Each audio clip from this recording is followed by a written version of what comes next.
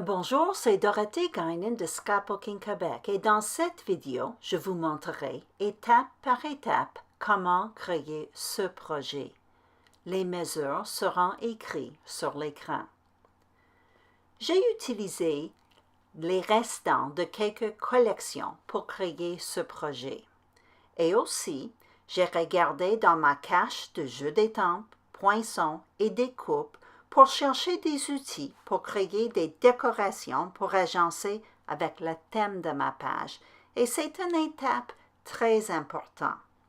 J'enseigne le scrapbooking depuis 2004 et je connais beaucoup de scrapbookeuses.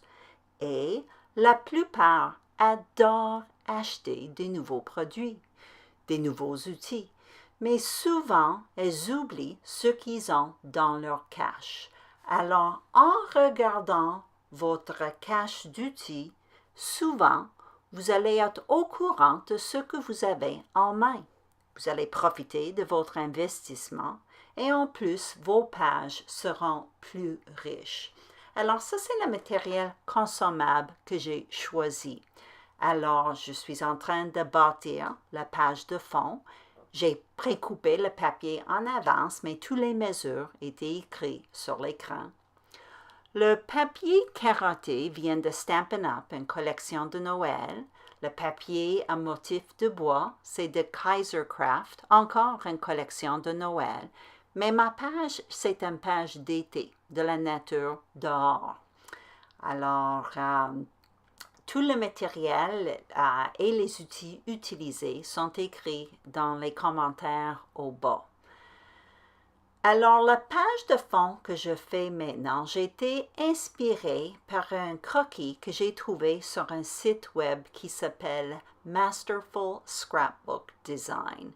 Je ne l'ai pas à côté de moi, simplement c'est un design que j'ai utilisé depuis un petit bout. Alors, je connais le design maintenant. J'ai fait une fausse couture autour du papier de motif du bois en avance et je vais faire ça un peu plus tard dans la vidéo aussi. Alors vous allez voir comment j'ai fait ça.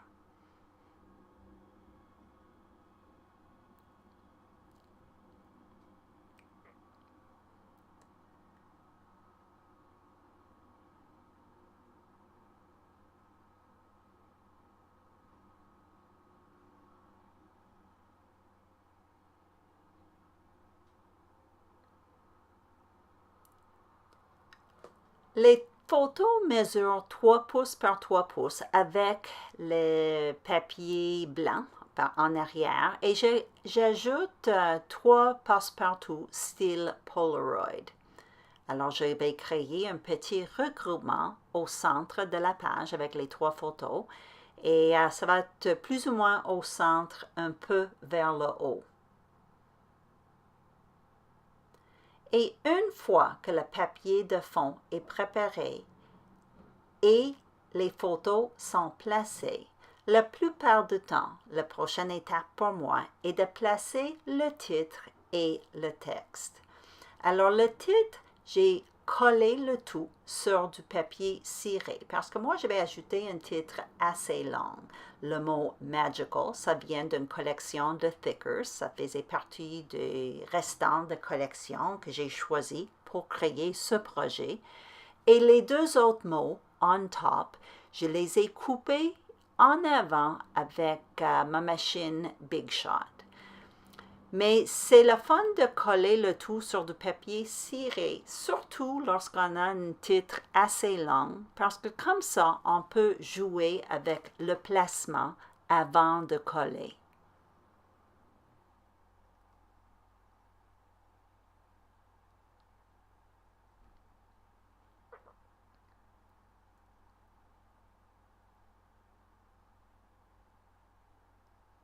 J'ajoute une étiquette en haut et ça va être où je vais écrire mon texte. Je vais faire ça hors caméra et vous allez voir ça dans les photos à la fin de la vidéo.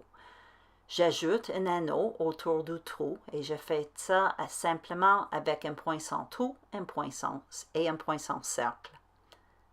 Et ça c'est, je fais une petite boucle, ça c'est avec le galant du lin tressé de Stampin' Up. Et je colle ça avec un petit point de colle.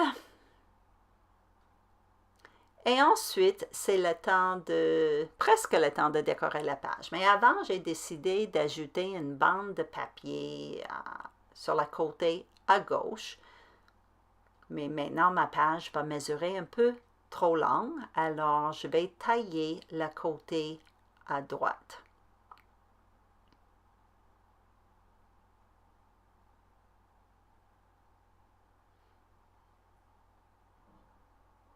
Alors là, je vais décorer. Et ça, c'est les décorations que j'ai faites en avance. Alors moi, j'ai regardé dans ma cache d'outils pour chercher des outils qui peuvent agencer avec le thème de ma page qui est dans l'été, dans la nature. Alors, j'ai sélectionné 2 kits de poinçons Thinlits. Une, c'est Thinlits tourbillonnante et l'autre, superposition de saison. Alors, les tourbillonnantes, c'est les rondes et les branches et les feuilles sont les superpositions de saison. Ces découpes sont très, très détaillées. Je les ai coupées avec ma machine Big Shot et la plateforme à précision. Et j'ai aussi ajouté le col en avance. Simplement, il aurait pris trop de temps sur vidéo.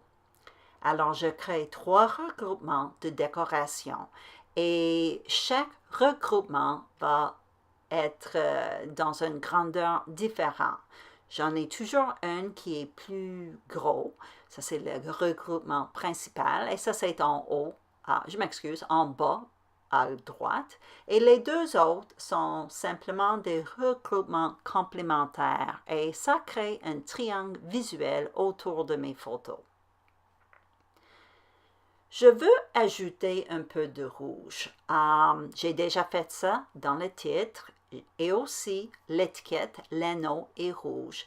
Et j'aimerais ajouter une autre touche de rouge sur la page pour créer encore un autre triangle visuel. Alors ça, c'est un jeu d'étampes qui s'appelle Anglais pour tout de Stampin' Up. Et je vais créer un petit anglais. Et dans ça, je vais avoir un peu de rouge. C'est un petit cœur de rouge. Ce jeu d'étampes vient avec un poinçon.